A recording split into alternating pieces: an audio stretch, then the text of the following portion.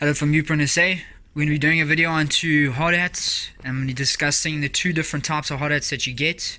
You get your ABS plastic hard hats, much harder plastic, and then you get your flexible plastics, your polyprop plastics, which the plastic is nice and flexible, and it's much higher grade plastic. This is much more resistant to chemicals and a better UV protection.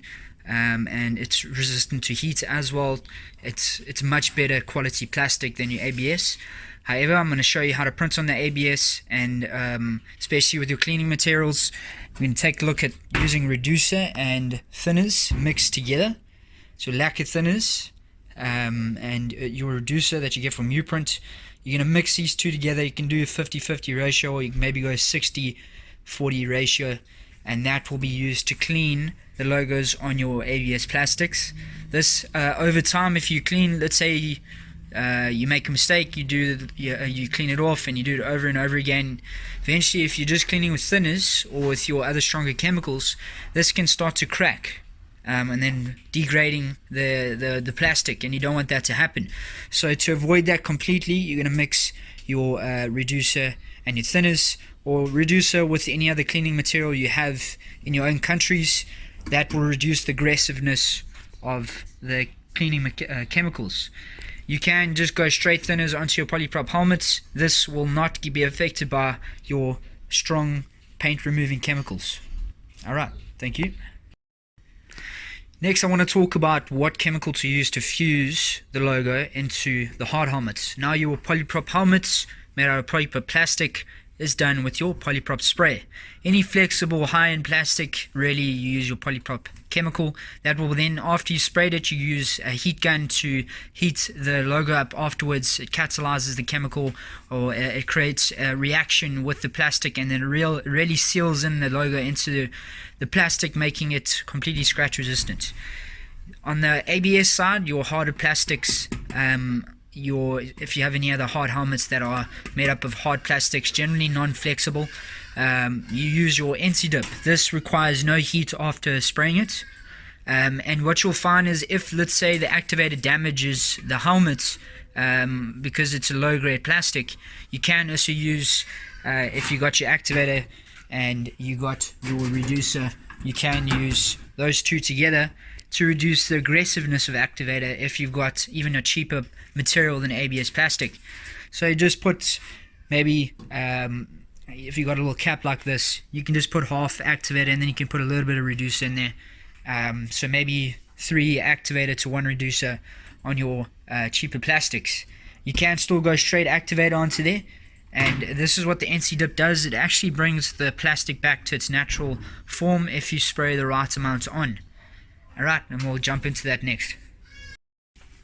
Alright, next we're going to start on printing the polyprop helmet, the flexible plastic. What we do during the winter time, it's winter here in South Africa, we're going to be heating it up with the heat gun just in the area that we're printing.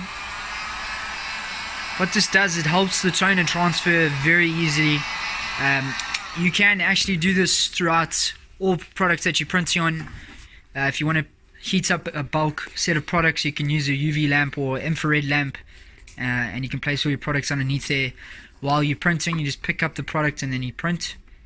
You can proceed. So we're going to place the activator onto there now. This activator, especially with your polyprop helmets, a little trick, you can add a bit of polyprop to the mix, and it does help transfer onto these polyprop plastics. Okay, he's rubbing it in with his palm. He's creating a consistent chemical smear across the surface. You don't want too much chemical in one section of the logo. This will affect the transfer.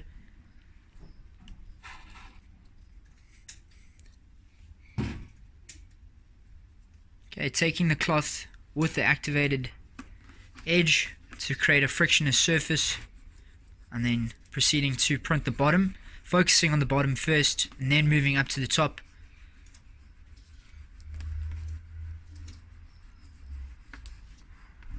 You can see the technique is so important, guys. You've got to focus on the bottom first and then move to the center, and then only go up once you're in the center. Don't go from the bottom left corner and then just go straight up to the top center. The paper's going to move, and it's not going to be a great transfer. Alright, that's a perfect transfer. Now what we're going to do next, we are going to spray this with polyprop, and then you're going to heat fuse it afterwards. Thanks. Okay, set up your spray gun. Mustn't be too much volume, not too much speed, and must be a nice consistent spray. You can use a cardboard just to see the density of your spray and the pressure. So Hudson's going to show you now. You can actually see it on the cardboard now. That is a great way to see how much chemicals coming out the gun. If there's too much landing on that cardboard, then you know you can adjust it. Okay, you spray it until the logo becomes nice and wet. Don't overspray, because that can affect the it might actually affect the toner where it starts to drip. Next, we're going to heat that up. Thanks. Okay, once you are ready, then you can take your heat gun. You can heat gun immediately after spraying. However, you can just spray, if you've got 20 products, spray them all, then heat them up all. Make sure you heat it up nicely. It's very important to heat it up. Try not to melt the plastic, but it's very difficult to melt polyprop plastic. Heat it up nicely. This will help with the scratch resistance, and that is a perfect print onto a hard helmet. Nice large U-print logo on there, and yeah, and that's ready. Right, we're going to start with the ABS helmet now. I have printed on my helmets many times and cleaned it many times. When our client buys our technology, we practice on his hard helmets, especially on this ABS helmet as well. So these are old, they're about 3 years old. Carry on. We're going to heat it up just to allow for the toner to get picked up nice and easily.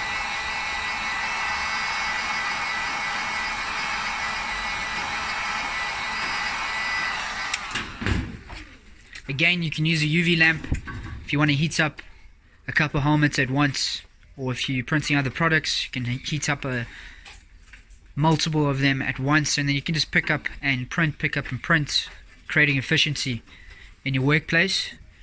Or you can use a heat gun.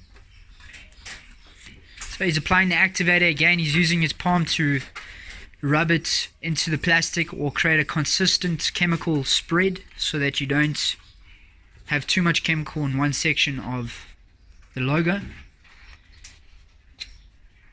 Okay, getting his finger ready. Be confident before you place your index finger down. Again, working on the bottom first and then moving up to the top. Moving side to side, trying to keep a straight line. Can you say he keeps a straight line when he moves side to side? He doesn't move diagonally, in other words, from corner to corner. Okay, once he's done that, he moves to the center and goes up to the top. He doesn't move from the corner up to the top, he moves from the center towards the top. This technique is very important when you're working on curved surfaces. Alright, beautiful transfer onto the ABS helmet. We're now going to go spray that with NC dip. You'll find that if you just use the activator on here, and let's say your helmet got damaged, especially on your darker colors like your dark reds or orange black helmets, you might see that the activator or the chemicals damage the helmet a bit. NC dip does help bring it back into its natural form, but again, at the beginning of the video I did discuss how to avoid damaging the helmets altogether. Use activator and reducer. I'm just going to show you again. Activator and reducer mixed.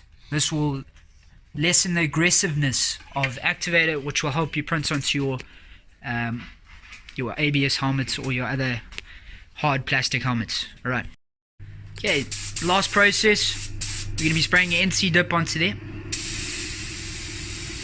You see the distance that you're spraying from. Don't go too close. You don't want to go too close. Make sure you spray the whole helmet. He can spray most of the helmets. He doesn't just spray the logo. He gives the helmet a nice shine. You can see it's got a really nice shine to it now.